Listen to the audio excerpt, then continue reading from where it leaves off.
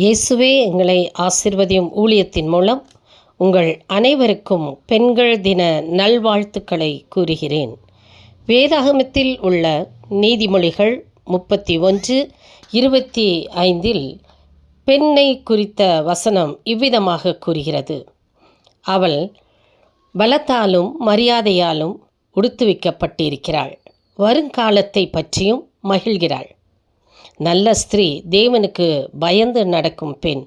அவள் ஞானமுள்ளவள், உழைப்பாளி, அன்புள்ளவள், குடும்பத்திற்கும் சமுதாயத்திற்கும் ஆசீர்வாதமாக இருக்கிறாள்.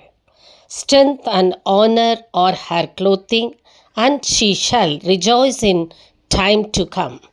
இந்த பெண்கள் தினத்தில் தேவன் உங்களுக்கு கொடுத்துள்ள பலம், ஞானம், அன்பு ஆகியவற்றால் உங்கள் வாழ்க்கை மேலும் ஆசீர்வாதமாக இருக்கட்டும்.